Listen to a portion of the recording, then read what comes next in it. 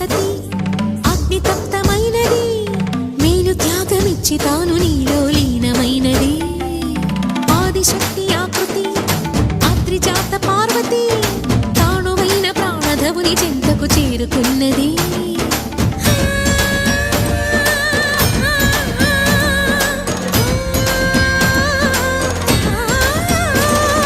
భవుని భువికి తరలించేలా ధరణి దివిని తలపించేలా